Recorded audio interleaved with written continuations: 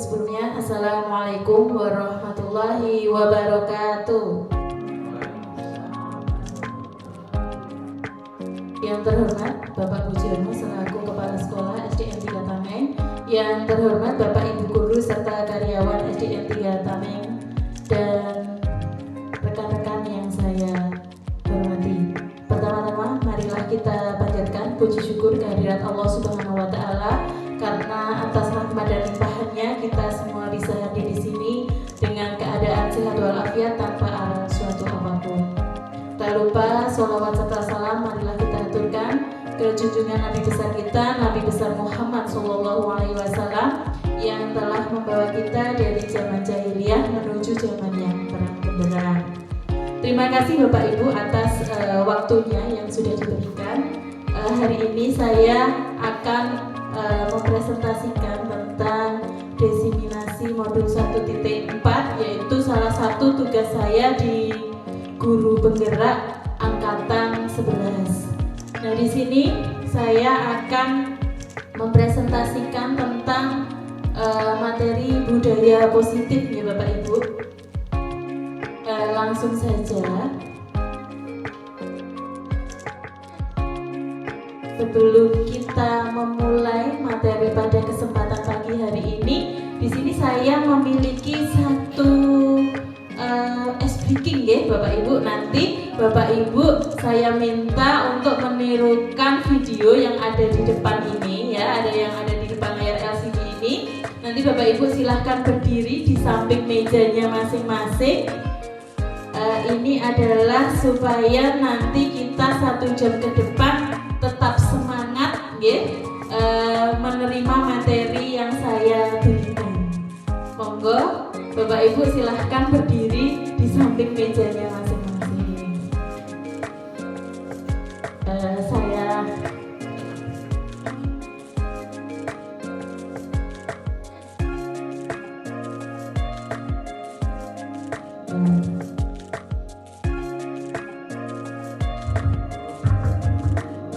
Ini adalah ice breaking untuk melatih konsentrasi. Monggo ditirukan bersama.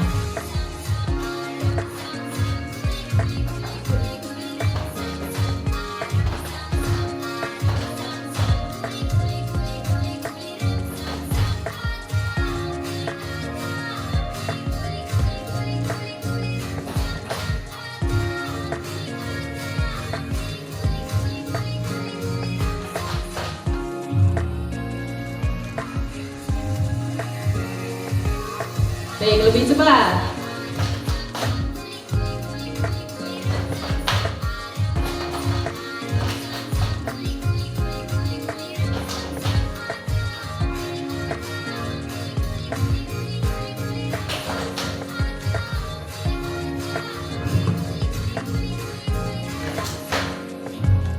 Lebih cepat lagi.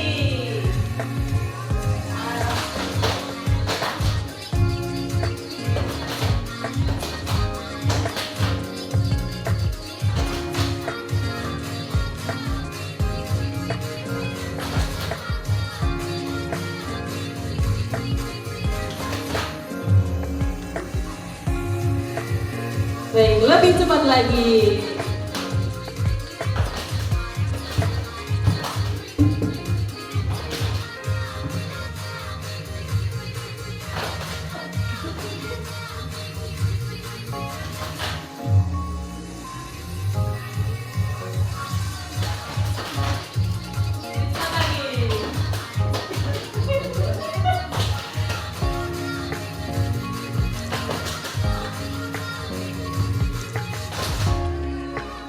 Baik, sudah.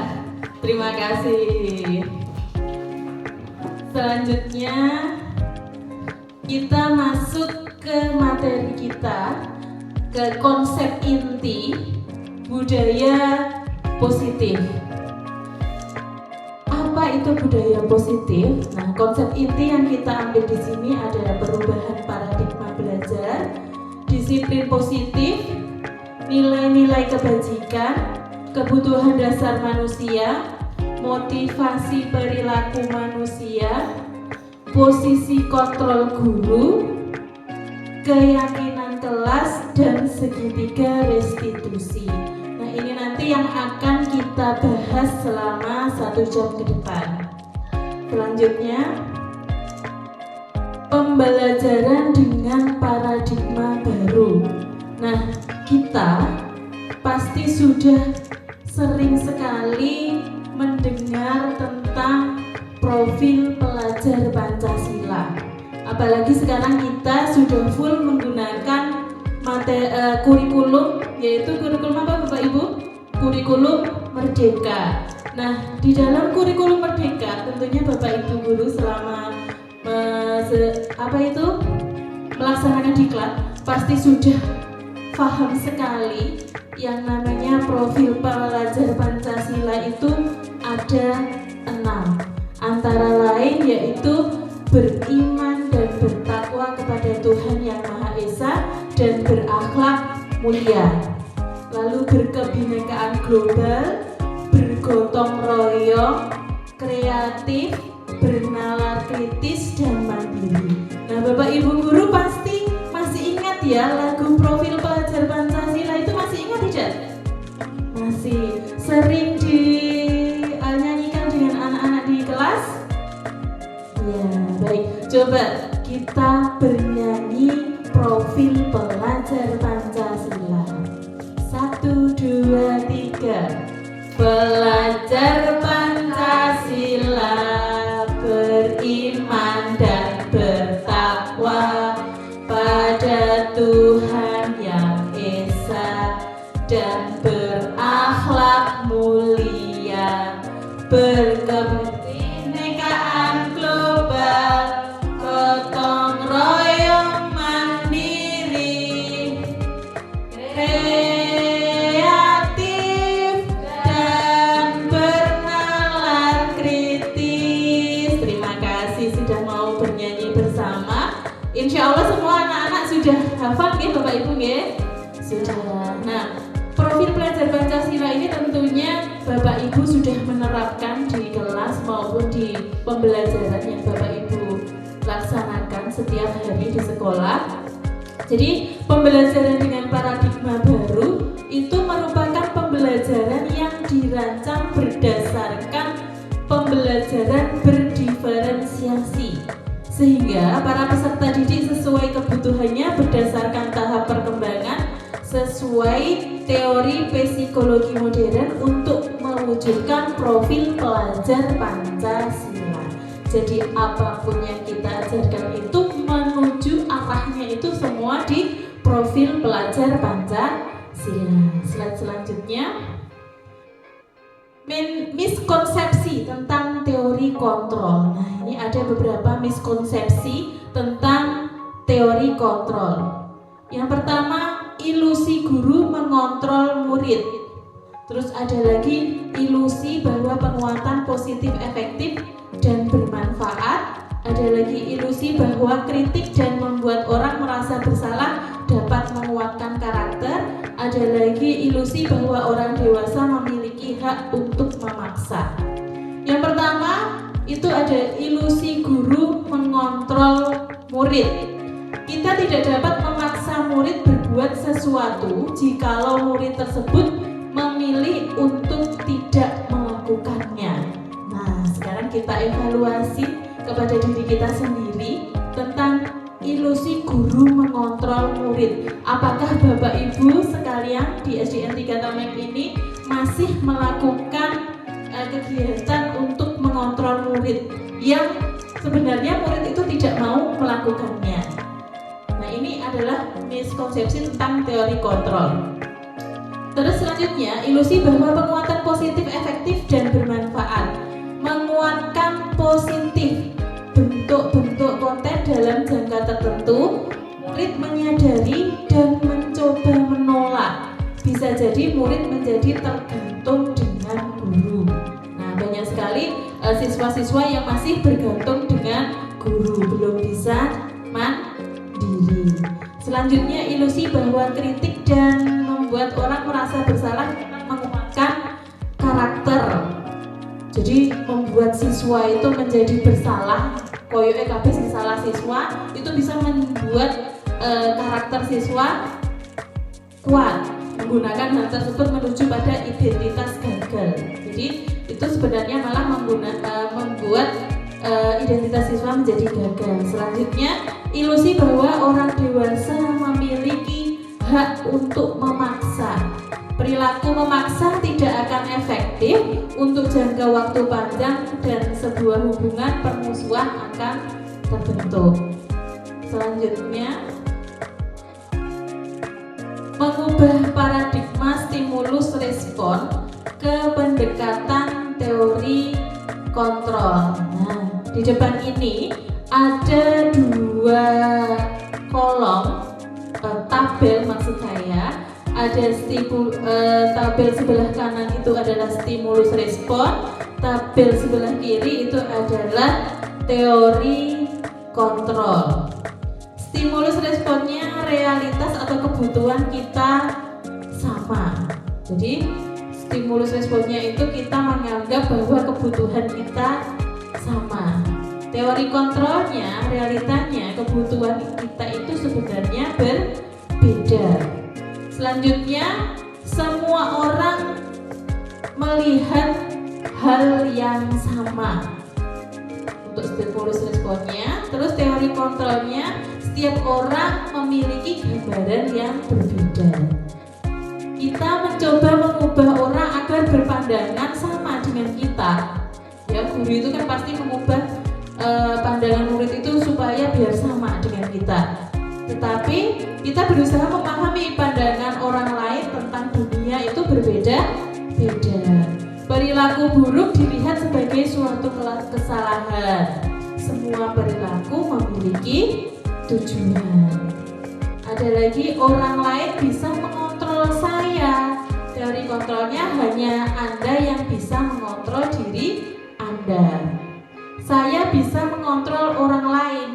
Anda tidak bisa mengontrol orang lain. Pemaksaan ada pada saat bujukan gagal.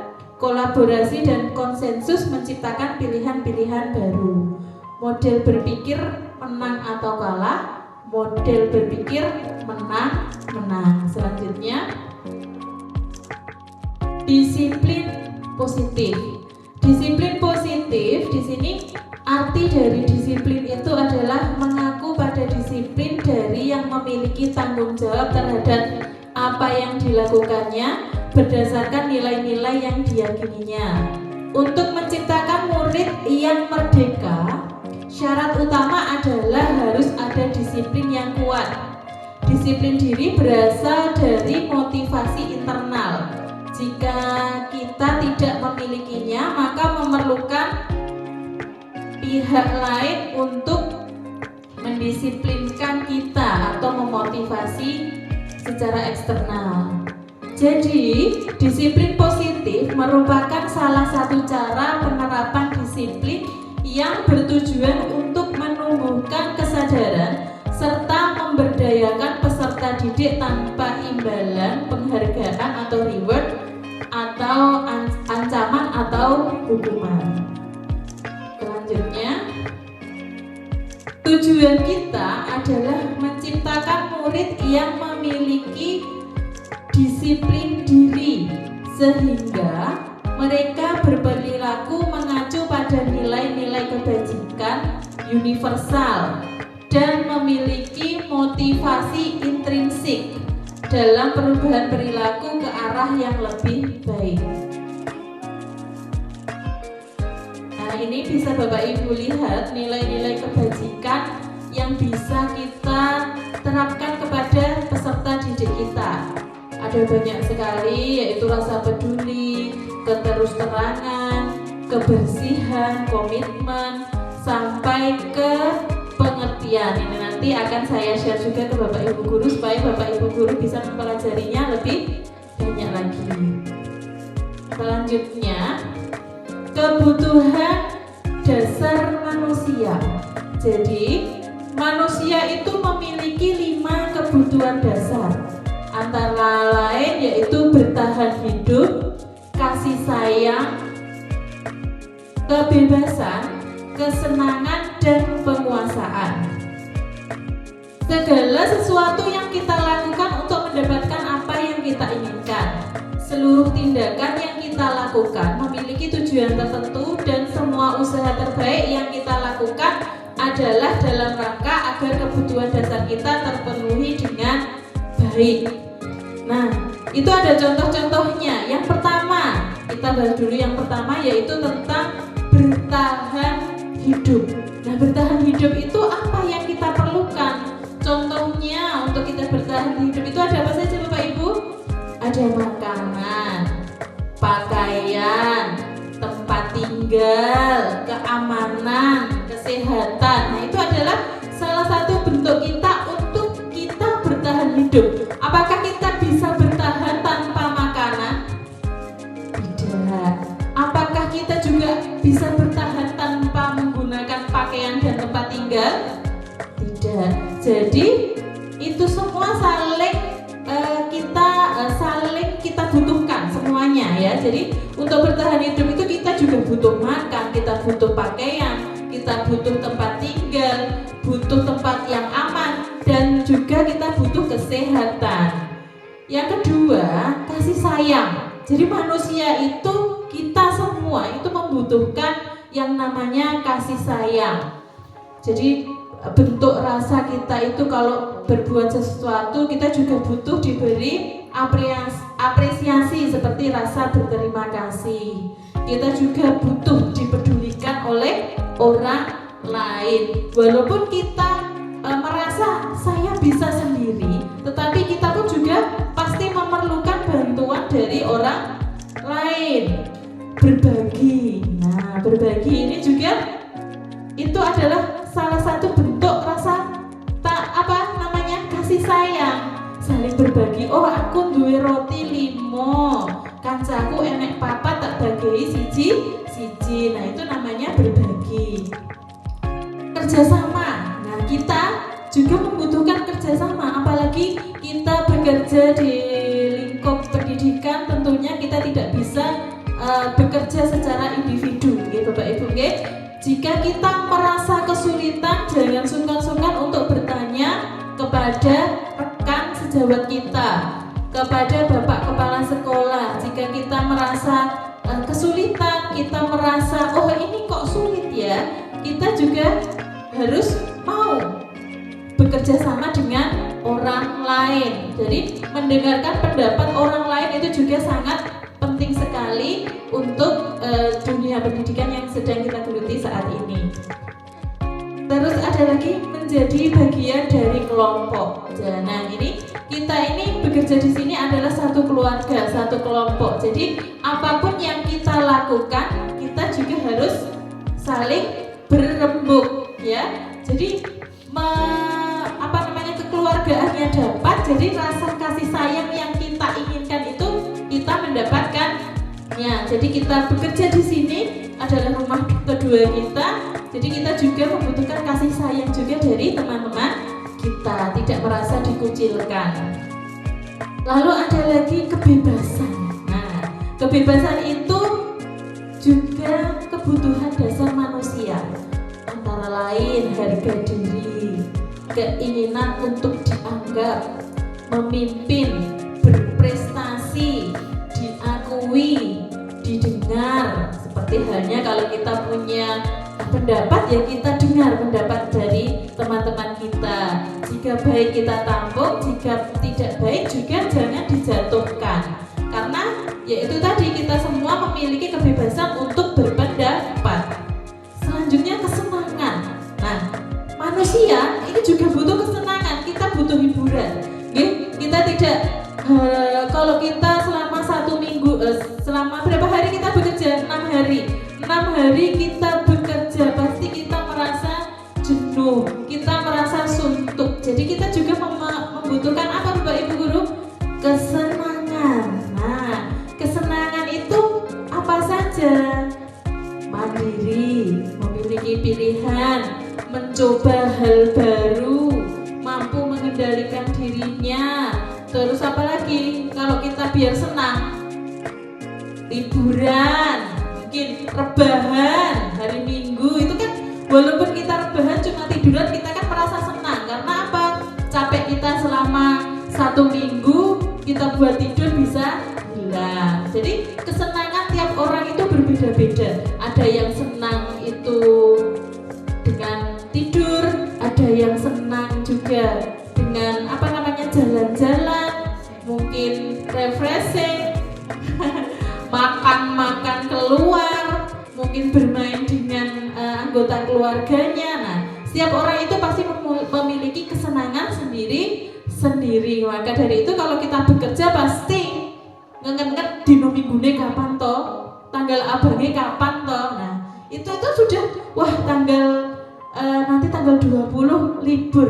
Sudah planning, saya nanti tanggal 20 mau kesini sama keluarga. Ujung-ujung tanggal 20 dikon kumpulan. Akhirnya kesenangannya waktu sudah di atas akhirnya jadi down, aduh tidak jadi. Nah, jadi seperti itu ya Bapak Ibu, kesenangan itu juga sangat penting untuk kita lakukan. Yang terakhir yaitu tentang penguasaan. Penguasaan itu seperti apa? Bermain, humor, atau antusiasme, tertawa, dan lain sebagainya. Jadi setiap orang, kita, individu ini pasti mempunyai penguasaan sendiri-sendiri. Tidak bisa kita itu kue kudu podo aku, kan tidak bisa ya. Ada punya keahlian sendiri-sendiri. Ada yang pintar IT, ada yang pintar dalam kegiatan BMM, ada juga yang pintar membuat ice breaking, ada yang pintar dalam hal apapun, mengajar dengan menyenangkan. Nah, itu kita mempunyai penguasaan sendiri-sendiri. Kita tidak bisa memaksakan kamu harus sama seperti aku. Nah, caranya gimana supaya kamu bisa sama seperti aku? Yaitu tadi, saling menularkan. Oh, Bu, saya itu tidak bisa seperti ini. Bu, saya itu diwarai. Nah, jadi kita yang punya penguasaan ya jangan eman untuk berbagi dengan temannya, seperti itu ya. Saya bisa misalnya membuat game dalam pembelajaran. Orang tak nggo kelasku dhewe. Wah, kelasku kok kelas bukae kok apik iso anu. Kamu Bapak Ibu guru malu untuk bertanya, padahal saya juga pengen menerapkan permainan itu di kelas. Sebenarnya tidak apa-apa, silahkan bertanya. Bu, saya itu tolong diwarai itu bahasa Indonesianya apa ya? Diajari ya. Saya itu diajari cara membuat game ini itu seperti apa. Kok anak-anak itu kemarin lihat di kelas ibu itu bisa bermain seperti itu tuh caranya seperti apa, saya diajari. Nah, kita yang bisa itu juga harus menularkan. Seperti ini loh Bu, garape cuma gampang dibuka situs ini, membuatnya seperti oh ternyata cuma seperti itu loh Bu. Iya. Nah, ini adalah penguasaan. Jadi kita menguasai sesuatu diimbaskan ke teman-teman yang lain, teman-teman bisa, kita juga merasa bangga. Oh, ternyata pembelajaran permainan yang saya terapkan di kelas itu juga bisa menarik perhatian di kelas lain. Nah, itu yang namanya penguasaan. Jadi kita itu pasti, saya pastikan Bapak Ibu guru hebat di sini sudah pasti punya penguasaannya masing-masing. Hanya saja kurang percaya diri untuk mengeksplornya. Jadi jangan, kita itu di rumah kita sendiri. Jadi jangan malu kita mengeksplor hal-hal apa yang kita kuasai. Tidak apa-apa murid-murid kita itu untuk praktek. Berhasil atau tidaknya yang kita lakukan itu tergantung dari diri kita sendiri, dari kemauan kita sendiri. Jika hari ini gagal, kita bisa mengulangnya hari esok, seperti itu. Jadi jangan pendam penguasaan yang Bapak Ibu punya, seperti itu. Ini adalah 5 kebutuhan dasar yang kita punya tadi. Yang selanjutnya, motivasi perilaku manusia. Teori motivasi perilaku manusia, tujuan disiplin positifnya nih untuk menghindari ketidaknyamanan atau hukuman. Selanjutnya, untuk mendapatkan imbalan atau penghargaan dari orang lain. Lalu ada lagi untuk menjadi orang yang mereka inginkan dan menghargai diri sendiri dengan nilai-nilai yang mereka percaya. Selanjutnya, hukuman, konsekuensi, dan restitusi. Nah, ini yang harus Bapak Ibu guru mengerti juga. Hukuman, kita kan sering sekali ya yang memberi hukuman kepada siswa walaupun secara tidak sadar itu hukuman atau tidak. Hukuman itu tidak terencana. Murid tidak tahu apa yang akan terjadi, bersifat satu arah, berupa hukuman fisik atau psikis. Nah, ini bedanya antara hukuman, konsekuensi, dan restitusi ya Bapak Ibu. Kalau hukuman itu tadi tidak terencana, murid tidak tahu apa yang akan terjadi. Jadi murid tidak tahu nanti bu guru mau ngasih hukuman apa ya ke saya. Bersifat satu arah, gur tinggu bujai kuitok, berupa hukuman fisik dan psikis. Biasanya kalau hukuman itu bentuknya adalah lebih ke fisik, boyoto dikon ngadeg eneng ngarep kelas, itu adalah hukuman fisik. Akhirnya jadi masuk ke psikisnya anak-anak. Karena apa? Wah, aku dihukum eneng ngarep, mesti aku disurai konco-koncoku. Jadi dia merasa rendah hati. Nah, kalau konsekuensi Bapak Ibu, konsekuensi itu terencana atau disepakati sesuai peraturan. Murid tetap dibuat tidak nyaman. Sikap guru selalu memonitor murid. Nah, kalau restitusi, proses menciptakan kondisi bagi murid untuk memperbaiki kesalahan. Proses kolaboratif mengajarkan murid untuk mencari kesalahannya sendiri. Nah, di sini Bapak Ibu lebih kemana kalau ke siswa? Lebih ke hukuman, konsekuensi, atau restitusi? Restitusi. Kalau saya lihat di sini sudah tidak menerapkan hukuman ya. Sudah saya lihat dari kelas 1 sampai 6 kita semua tidak pernah melakukan hukuman kepada siswa, tetapi kadang kita masih sering konsekuensi dan restitusi itu sudah kita terapkan. Kalau konsekuensi itu contohnya seperti ini Bapak Ibu. Misalnya ada anak mengerjakan tugas di kelasnya, dia teman-temannya sudah selesai, dia belum selesai sendiri. Kalau teman-temannya sudah selesai boleh pulang, tapi karena dia belum selesai, akhirnya punya konsekuensi. Pekerjaannya dia, teman-temannya sudah pulang, dia belum pulang. Jadi konsekuensi karena mengerjakan tugasnya lambat, akhirnya dia pulangnya jadi terakhir. Nah, kalau restitusi itu proses menciptakan kondisi bagi murid untuk memperbaiki kesalahan. Proses kolaboratif mengajarkan murid untuk mencari kesalahan dirinya. Contohnya, misal ada misalnya Lucky dan Sylvia gelut ya. Biasanya dua anak itu kan sering sekali bertengkar. Nah, apakah kita langsung menunjuk Lucky karena Lucky laki-laki? Tidak. Jadi orang kudu Lucky, mbok apa nih Sylvia? Nah, kita tidak seperti itu kalau kita menerapkan restitusi. Jadi semuanya kita panggil ya, baik Lucky kita panggil, si Sylvia juga kita panggil. Nah, keduanya ini kita tanya satu persatu. Lucky dulu atau Sylvia dulu, kita tanya, diajak ke kantor. Kamu tadi bertengkar kenapa? Seperti itu. Runtutan masalahnya itu kita tanyakan kepada setiap individu siswa. Jadi nanti keduanya akan menyadari kesalahan yang mereka perbuat itu seperti apa. Nah, nanti kalau sudah seperti itu kita tanyakan yang terakhir kepada anak-anak, sesuai dengan keyakinan kelas yang sudah kita buat atau belum. Seperti itu ya.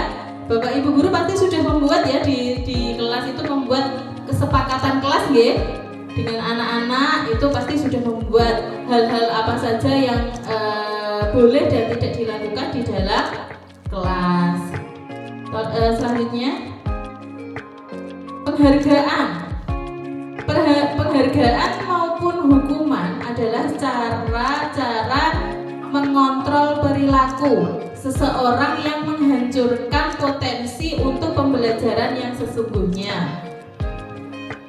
Penghargaan memiliki dampak yang kurang baik, di antaranya penghargaan tidak efektif, penghargaan merusak hubungan, penghargaan mengurangi ketepatan, penghargaan menurunkan kualitas, penghargaan mematikan kreativitas, penghargaan itu menghukum. Selanjutnya 5 posisi kontrol guru. Nah, kita pasti secara walaupun tidak detail dalam mempelajari ini, pasti semua Bapak Ibu guru sudah melakukannya di setiap kegiatan pembelajaran kita. 5 posisi kontrol guru itu antara lain guru itu sebagai penghukum, guru itu sebagai pembuat rasa bersalah, guru itu sebagai teman, guru itu sebagai pemantau, dan guru itu sebagai manajer. Nah, dari kelima posisi kontrol guru ini, kira-kira yang sering sekali Bapak Ibu lakukan kepada siswa yang mana nggih? Apakah sebagai penghukum? Enek apa-apa nih bocah dihukum, orang gara PR dihukum, masuk terlambat dihukum. Nah, yang masih seperti itu masih ada atau tidak?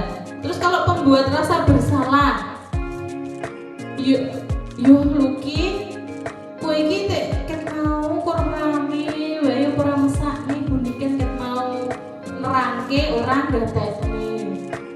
Kok nek buniken didukani Pak Kepala Sekolah kepiye? Nah, itu membuat rasa bersalah kepada siswa. Mungkin ada juga nggih yang Bapak Ibu guru seperti itu. Yo kowe ora mesakne Bu Guru to, Bu Guru adoh-adoh sekondone raja malah diulang orang gatekne. Nah, itu namanya pembuat rasa bersalah. Nah, kalau guru sebagai teman, itu ya kita posisikan kita seperti teman peserta didik. Jadi yo karo muridé yo koyo kanca dhewe, tetapi ya tetap pada tupoksinya bahwasanya kita guru dan dia siswa, tetapi kita posisikan kita itu siswa itu nyaman dengan kita, jadi menganggap kita itu seperti teman, orang wedi. Jadi mau curhat apapun biasanya anak-anak senang itu memposisikan kita sebagai teman, sebagai pemantau. Nah, biasanya kalau sebagai pemantau seperti ini kita mengevaluasi anak-anak sing ingin kulino Gojek misalnya ya di dalam kelas, berdielekne kira-kira sesuk isik Gojek neh apa ora. Nah, itu kita memantau kira-kira yang sudah kita lakukan tegur ke anak kemarin itu anak-anak masih melakukannya atau tidak di beberapa kegiatan belajar mengajar. Lalu sebagai manajer, selanjutnya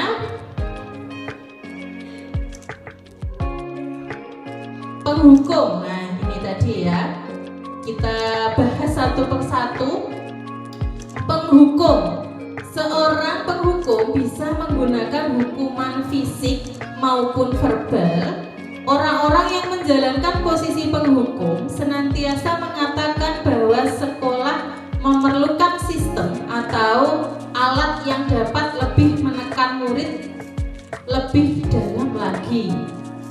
Guru-guru yang menerapkan posisi penghukum akan berkata, patuhi peraturan saya, atau awas ya kalau kamu besok bertengkar lagi, bakalan bunikan hukum, misalnya seperti itu. Terus kamu selalu saja salah. Loh kamu itu loh setiap hari diajari kok orang tahu gatekne. Sesuk nek kowe ora gatekne bunikan udah mulang. Belajar wae di rumah. Nah, itu namanya menghukum. Selalu pasti selalu yang terakhir selesai. Jadi kita pasti ya kamu itu selalu terakhir selesai. Diulang ora tahu gatekne. Nek gojekan wae. Nah, itu kata-kata yang sering sekali kita lontarkan kepada peserta didik.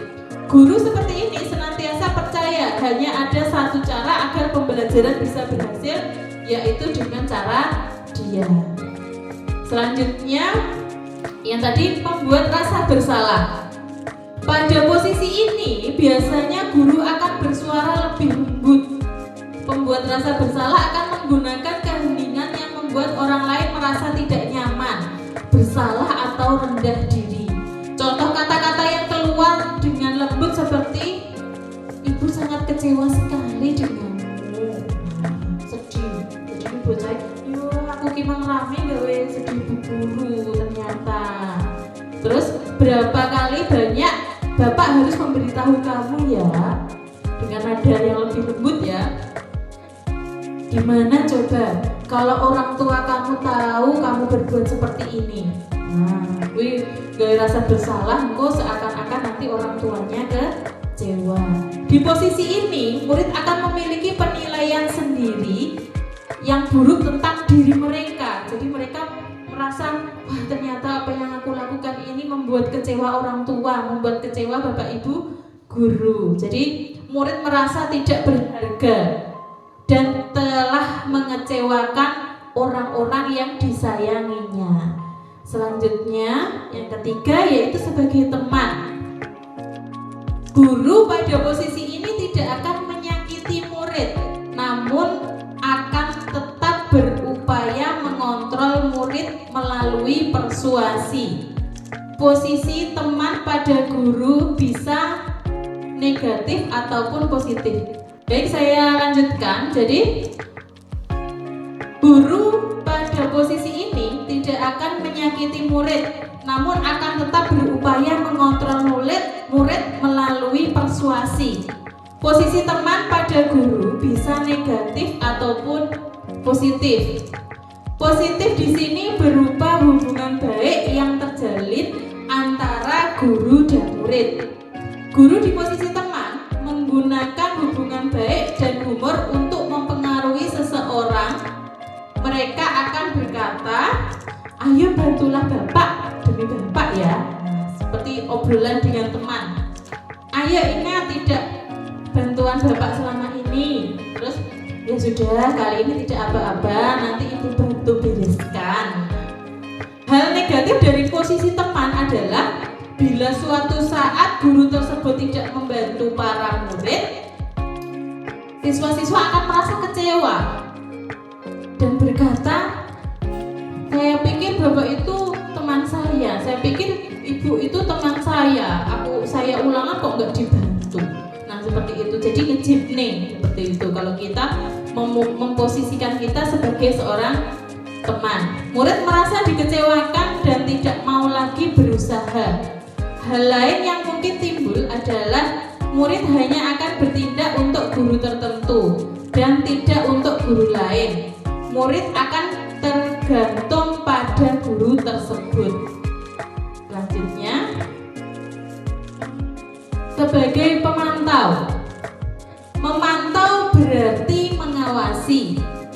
Pada saat kita mengawasi, kita bertanggung jawab atas perilaku orang-orang yang kita awasi. Posisi pemantau berdasarkan pada peraturan-peraturan dan konsekuensi. Dengan menggunakan sanksi atau konsekuensi, kita dapat memisahkan hubungan pribadi kita dengan murid. Sebagai seseorang yang menjalankan posisi pemantau, pertanyaan yang diajukan seorang pemantau adalah peraturannya apa? Nah, kita kan memantau. Kamu tahu peraturan di kelas ini apa? Apa yang telah kamu lakukan? seperti itu. Seseorang memantau sangat mengandalkan perhitungan, catatan, data yang dapat digunakan sebagai bukti atas perilaku seseorang. Posisi ini akan menggunakan stiker, slip catatan, daftar cek. Nah, jadi kita sudah memantau si siswa, misalnya kita memantau siswa A, tentunya kita saat si siswa A melakukan kesalahan, kita sudah tahu, oh kamu pas hari Senin sudah melakukan kesalahan ini, hari Selasa masih kamu ulangi lagi, hari Rabu malah kamu sekarang malah tambah bengek adik kelas, misalnya seperti itu. Jadi kita sudah punya daftar-daftar kenakalan dari anak tersebut, karena kita ya memantau perilaku anak tersebut. Posisi pemantau sendiri berawal dari teori stimulus respon yang menunjukkan tanggung jawab guru dalam mengontrol murid. Selanjutnya, sebagai manajer.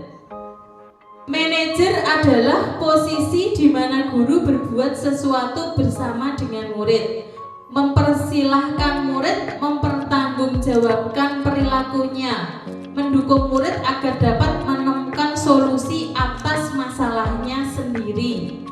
Seorang manajer telah memiliki keterampilan di posisi teman maupun pemantau, dan dengan demikian bisa jadi di waktu-waktu tertentu kembali kepada posisi tersebut bila diperlukan.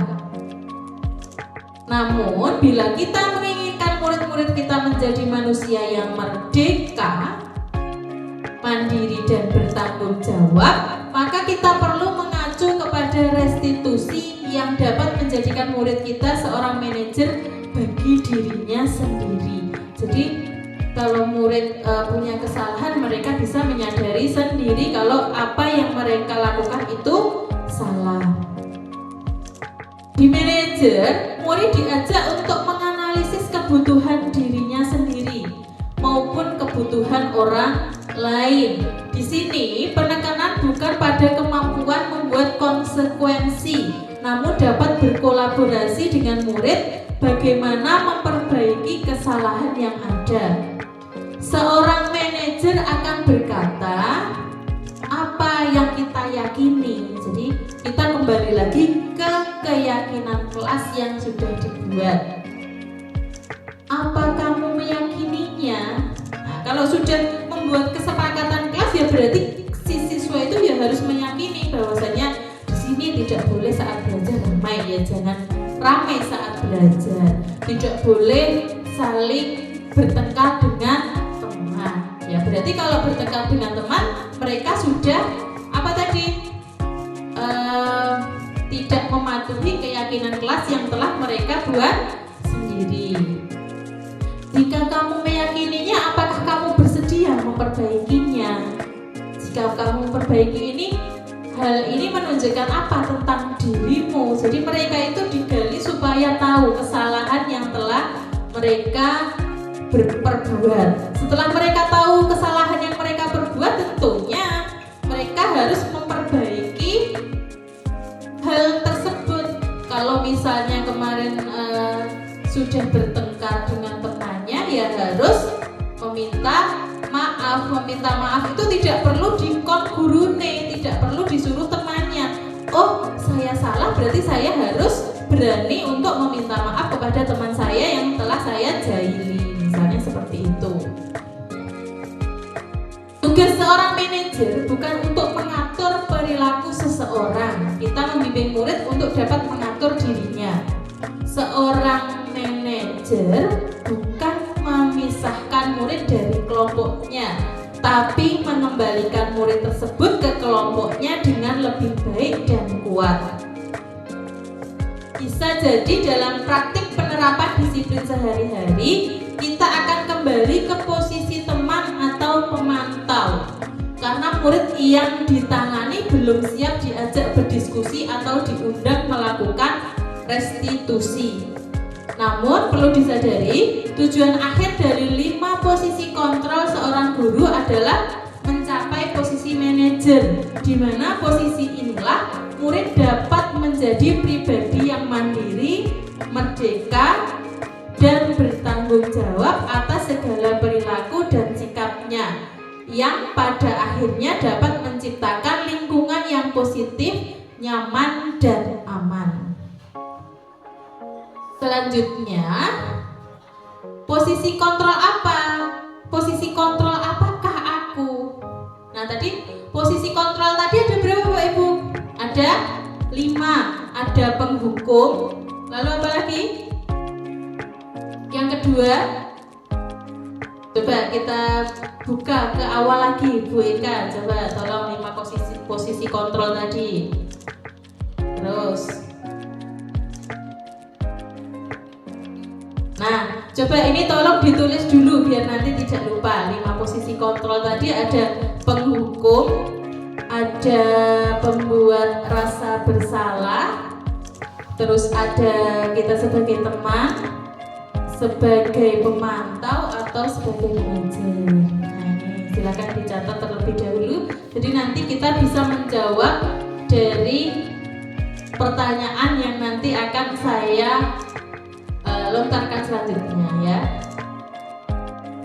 Ada penghukum, pembuat rasa bersalah, terus sebagai teman, pemantau, atau sebagai manajer. Selanjutnya, posisi kontrol apakah aku? Nah, gitu coba. Saya kecewa sekali dengan kamu. Nah, itu kira-kira posisi kontrol apa yang diterapkan di sini itu Bapak Ibu? Apa Bapak Ibu? Kalau saya kecewa sekali dengan kamu, itu kira-kira sebagai penghukum, rasa bersalah, pemantau, teman, atau manajer? Betul sekali. Pembuat rasa bersalah. Saya kecewa sekali dengan kamu. Selanjutnya, nah kalau ini, kamu tidak pernah benar melakukannya. Nah itu apa Bapak Ibu? Kalau nadanya marah, itu kamu tidak pernah benar melakukannya. Sebagai apa Bapak Ibu guru? Penghukum, betul. Lanjut. Ayolah lakukan demi Bapak Ibu ya. Nah ini apa Bapak Ibu? Adanya lembut. Ayolah lakukan demi Bapak Ibu ya. Teman atau pembuat rasa bersalah kira-kira? Nah, ini teman juga bisa ya, karena demi Bapak Ibu. Berarti kan sudah bestie kayaknya sama teman-temannya. Lanjut. Sanksi atau konsekuensinya apa? Tahu kan? Nah, ini apa? Kira-kira? Manajer, karena anak-anak sudah tahu keyakinan kelas apa yang mereka buat. Nah, kita sebagai guru itu tinggal menjadi manajernya saja. Konsekuensi apa yang kamu buat, kamu tahu kan? Berarti kalau kamu tahu kan, berarti mereka sudah tahu kalau itu sudah melanggar keyakinan kelas yang mereka buat. Selanjutnya, nah ini, apa rencanamu untuk menyelesaikan masalah ini? Nah, ini apa Bapak Ibu? Ini juga sebagai manajer. Lanjut. Mengapa keyakinan kelas? Mengapa bukan kesepakatan kelas? Nah, sepertinya sama, tetapi berbeda ya. Mengapa keyakinan kelas? Mengapa bukan kesepakatan kelas? Yang pertama, kita dengan siswa yang pertama adalah membuat dulu kesepakatan kelas, ya. Kita sepakat dulu dengan anak-anak. Membuat kesepakatan kelas pasti Bapak Ibu guru sudah sering sekali setiap kita ganti semester, pasti kita juga membuat kesepakatan kelas dengan anak-anak. Contohnya misal kita itu anak-anak kita masuk di semester baru, kira-kira kalian ingin membuat peraturan apa di dalam kelas? Nah, anak-anak semuanya mengusulkan. Usul dari anak-anak itu kita tampung. Ya, kita tampung dulu menjadi kesepakatan. Kesepakatan apa saja yang diinginkan anak-anak itu kita tulis dulu. Misal muridnya 10 ya, kita tulis semuanya 10-10-nya dengan bahasa mereka. Nah, itu adalah kesepakatan yang mereka buat. Nah, setelah membuat 10 itu kita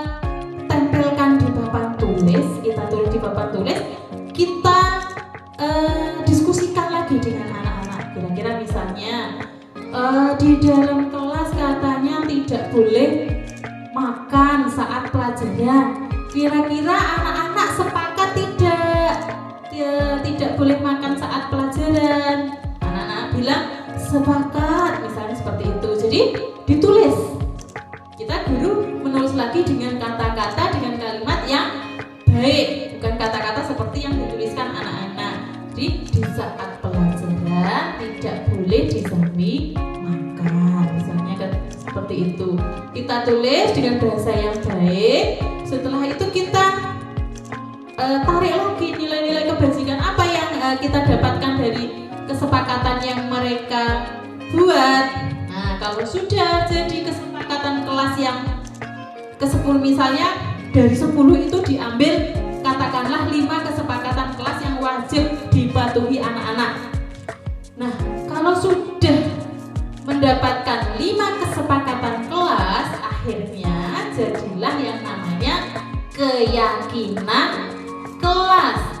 Karena kalau kita sudah sepakat, pasti tentunya kita sudah yakin pasti akan mematuhi kelima peraturan kelas yang mereka buat. Jadi kalau sudah membuat kesepakatan, akhirnya yang di print itu yang ditulis adalah keyakinan kelas, karena mereka yakin akan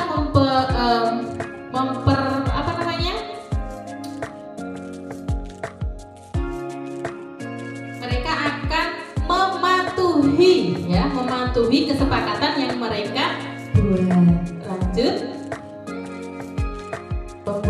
pembentukan keyakinan kelas kuantitatif berupa pertanyaan universal dibuat dalam pernyataan positif sedikit saja agar mudah diingat. Jadi seperti tadi ya, membuat 10 anak disuruh menulis semua, tetapi hanya diambil 5 yang benar-benar penting. Jadi anak-anak ingat dengan kesepakatan yang mereka buat. Jadi kalau ditanya kesepakatan kelas yang nomor berapa yang kamu langgar, mereka sudah hafal, oh saya melanggar kesepakatan kelas yang nomor 5 misalnya, saat belajar tidak boleh rame, misalnya seperti itu ya, sesuai dengan kondisi kelas dan sekolah sehingga mudah diterapkan.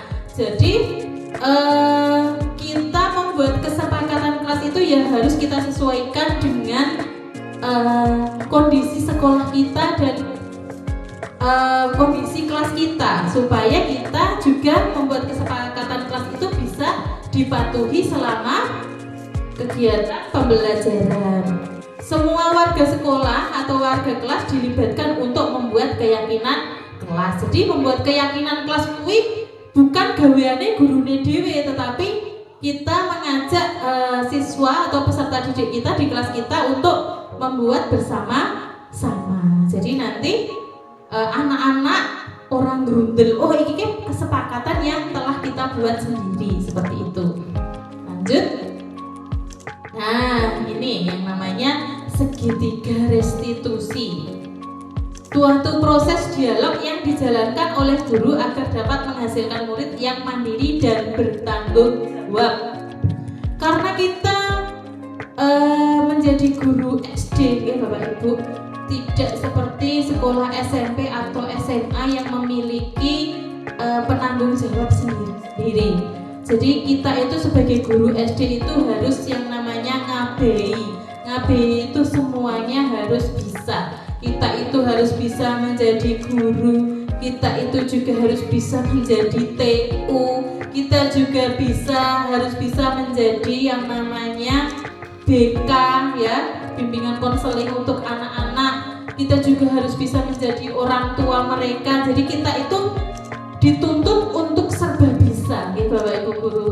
Nah, ini yang dinamakan segitiga restitusi itu seperti ini. Yang pertama adalah menstabilkan identitas. Terus validasi tindakan yang salah. Nomor 3 menanyakan keyakinan. Contohnya tadi seperti itu, jika ada anak yang salah, ya kita panggil dulu ke kantor, kita tanya-tanya dulu, kenapa toh kamu kok seperti ini, ya toh. Setelah anak-anak merasa nyaman dengan obrolan dengan Bapak Ibu guru, terus kita cari tahu penyebabnya dari dia dia berbuat seperti itu apa. Nah, kalau anak-anak sudah mulai nyaman untuk bercerita dan mengakui kesalahan yang mereka perbuat, terus ditanyakan, nah kalau kamu sudah tahu kesalahan yang kamu perbuat, kira-kira keyakinan kelas yang nomor berapa yang kamu langgar? Misalnya dia menyebutkan nomor 2, Bu, nomor 2 Pak. Nah kalau kamu sudah melanggar keyakinan kelas yang nomor 2, kamu tahu kan apa yang harus kamu lakukan? Misalnya apa, meminta maaf atau seperti apa. Nah, itu yang dinamakan segitiga restitusi. Itu seperti itu ya Bapak Ibu. Jadi kita tidak langsung menyalahkan anak tersebut di dalam kelas, tetapi kita memanggilnya ke kantor atau diajak ngobrol berdua dulu, kita gali masalahnya, terus kita cari informasi yang membuat dia seperti itu apa. Nah, nanti kita jadi tahu, oh ternyata kadang anak yang ngamuk DWG mesti enek sing jarang, misalnya seperti itu. Jadi semuanya harus ditanya satu persatu. Jadi kita menjadi orang tua yang menjadi bimbingan konseling juga kepada anak-anak. Selanjutnya, menstabilkan identitas. Berdasarkan prinsip membuat kesalahan adalah sebagai dari proses pembelajaran. Menggeser identitas murid dari identitas gagal ke sukses. Jangan mengkritik murid yang sedang mengalami identitas gagal. Pernyataan membuat kesalahan sesuatu yang wajar. Manusia tidak ada yang sempurna. Kita bisa memperbaiki masalah ini. Saya tidak menanyakan kesalahannya, tetapi fokus memperbaiki masalah. Yang kelima, apakah saat ini kamu tenang menjadi orang yang baik untuk dirimu sendiri? Selanjutnya, validasi tindakan yang salah. Berdasarkan prinsip setiap perilaku berupaya memenuhi suatu kebutuhan tertentu. Guru akan bergeser dari pemikiran stimulus respon menjadi proaktif. Mengenali dan mengakui kebutuhan murid ini dapat memperbaiki hubungan murid. Pertanyaan atau pernyataan disampaikan dengan nada suara tidak menghakimi atau memojokkan siswa. Pertanyaan yang pertama, kamu bisa saja bertindak lebih gegabah lagi dari ini. Kamu bukan melakukannya tanpa suatu alasan tertentu. Kamu melakukannya karena mempertahankan sesuatu yang penting. Mungkin kami bisa mempelajari suatu perilaku baru yang lebih efektif. Bersediakan kamu mempelajarinya. Nah, selanjutnya, menanyakan keyakinan kelas. Jadi termotivasi intrinsik. Saat perilaku tervalidasi dan identitas sukses telah stabil, maka murid telah siap mengaitkan keyakinan dengan tindakan yang salah. Seperti yang sudah saya jelaskan tadi, ini tadi cuma sekilas menjelaskan lagi. Jadi pertanyaan yang ditanyakan kepada siswa tentang segitiga restitusi itu tadi, urutannya ada 3, yaitu tadi apa? Menstabilkan identitas, memvalidasi apa yang salah, lalu menanyakan keyakinan kelas. Selanjutnya, penutup. Jadi ini yang terakhir nih Bapak Ibu, dalam penerapan program disiplin positif hendaknya guru memiliki standar kepribadian profesional dan sosial yang baik, di mana guru mampu merefleksi dirinya dalam posisi kontrol saat ini. Bagaimana perjalanan dirinya sebagai among atau manajer yang menuntun murid-muridnya menjadi insan yang mandiri, merdeka, dan bertanggung jawab. Nah, ini adalah presentasi yang saya sampaikan kepada Bapak Ibu. Semoga bermanfaat nanti ke depannya. Terima kasih atas waktu yang telah diberikan kepada saya. Semoga apa yang saya presentasikan di depan ini bisa berguna juga untuk Bapak Ibu guru kedepannya nanti untuk menangani peserta didik yang ada di SDN 3 Tameng. Mungkin dari yang saya sampaikan ada banyak sekali kesalahan, saya mohon maaf. Jika ada kesempatan lagi kita bisa saling berbagi ilmu dengan teman-teman di sini. Terima kasih atas waktunya. Billahi taufiq wal hidayah. Wassalamualaikum warahmatullahi wabarakatuh.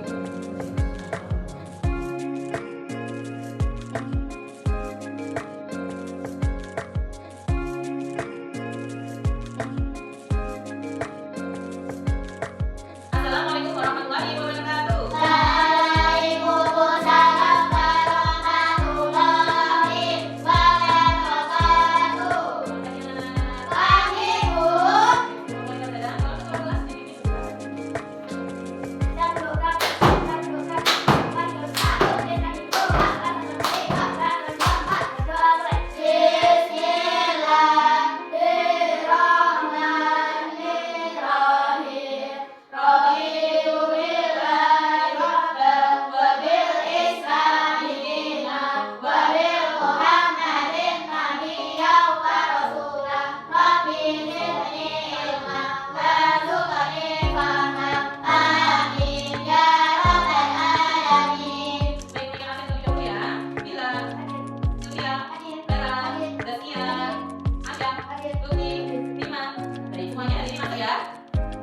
Sebelum kita memulai kita hari ini, oke?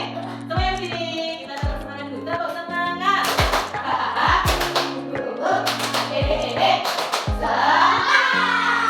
hari ini kita di bulan Agustus kali kita menyanyikan lagu 17 1 2 3.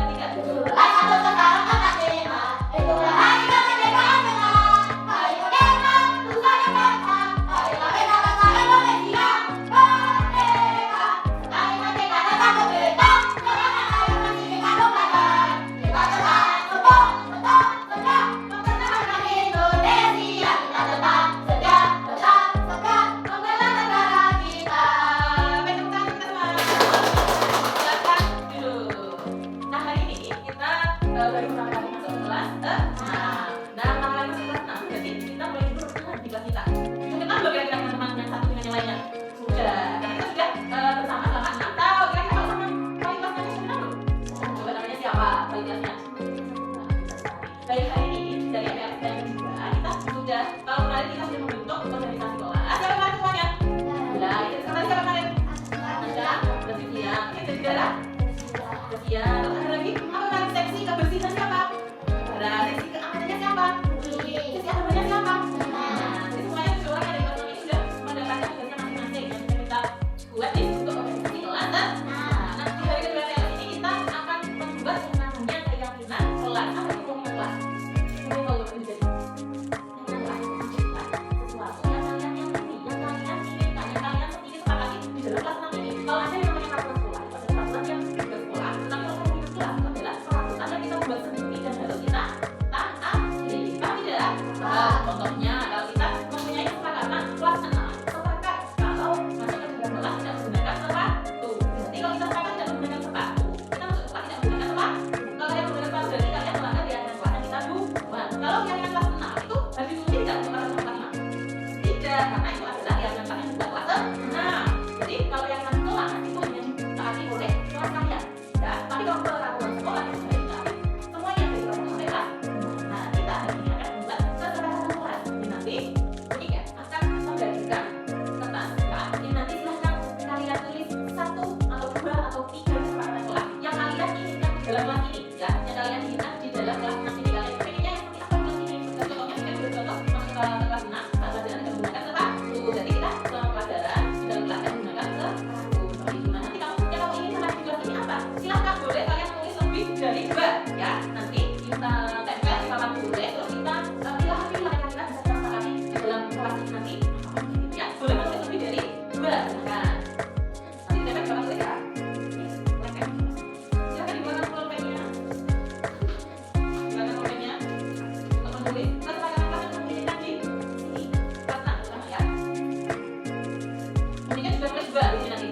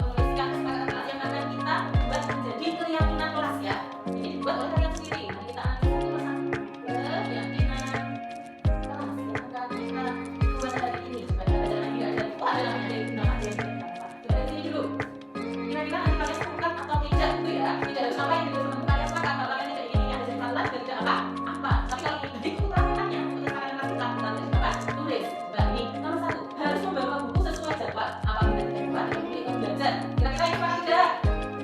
Ada kata yang tidak boleh belajar? Tidak. Apa harus revisi? Revisinya gimana? Harus membawa buku sesuai dan baca ya. Jadi yang kelas langsung lanjut. Apa tadi? Membawa buku sesuai. Seperti ini. Untuk tidak buku menggunakan buku. Kalau bawa ya. Nanti kalau menggunakan tidak bawa, itu baru jadi konsekuensi. Konsekuensinya apa kira-kira? Nanti kan sekarang bersama lagi sama-sama. Baik. Dan tidak pernah bawa. Bapak misalnya. Kira-kira nanti kita akan menegakkan bukunya apa yang berbeda. Yang penting bukunya tidak fisik.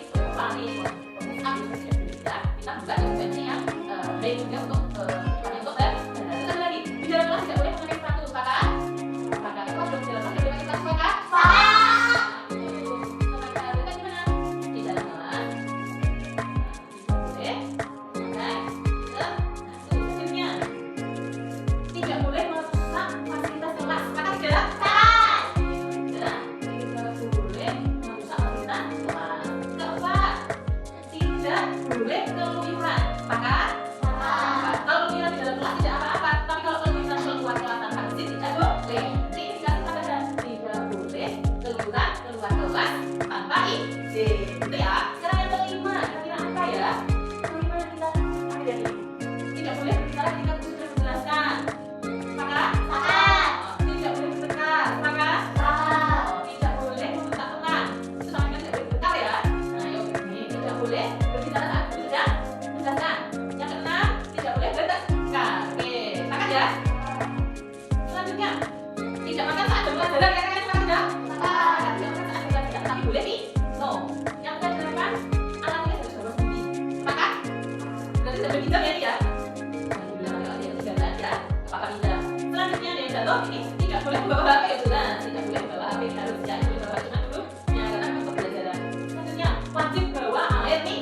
Oh, ini wajib. Wajib itu tidak boleh ditinggalkan. Wajib bawa air minum. Karena apa? Karena belajar di pagi sampai siang nanti haus. Ini harus kalian bawa air. Siapa yang dari bisa bawa air minum? Cukup dari. Bawa dari ini kan. Selanjutnya, tidak boleh makan saat jam pelajaran dan juga tidak boleh bicarakan. Kita punya berapa kesepakatan kelas? 10 kesepakatan kelas yang sudah kita buat. Itu harus wajib kita taati ya. Jadi kalau kalian sudah yakin dengan 10 yang kalian sepakati, nanti harus tanamkan di kalian sendiri. Oh, saya itu di kelas 6 tidak boleh apa yang namanya tidak boleh bercakap misalnya. Kita itu satu kelas kita adalah satu keluar. Jadi kalian harus saling membantu. Saling membantu bukan harus kalau ada pelajaran kamu nggak bisa kamu contohnya tidak, tapi saling membantunya karena kalian ini adalah keluarga. Kalau ada kesulitan ya gitu tolong. Udah gitu kan? Jadi kita sepakat ya dengan 10 keyakinan yang kita buat. Sepakat. Oke, janji. Yuk.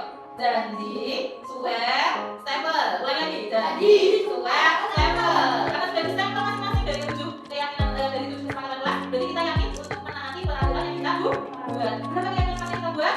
10. Oke. Terima kasih hari ini kita sudah selesai untuk membuat keyakinan kelas. Ini nanti akan memberikan print dalam satu kertas ya. Nanti memberikan akan tempel di kelas supaya kalian juga tetap ingat apa saja 10 keyakinan kelas yang sudah kalian buat. Jadi nanti saya tempel di kelas. Itu nanti kita juga akan share di WA kalian. Nanti kita juga akan print juga untuk kalian pasang di rumah. Baik, terima kasih untuk kegiatan hari ini. Membuat keyakinan kelas. Nah, kita sudah selesai. Jadi kita masuk ke materi 2 setelah istirahat. Terima kasih waktunya. Wassalamualaikum warahmatullahi wabarakatuh. Terima kasih, salam guru penggerak, tergerak, bergerak, menggerakkan.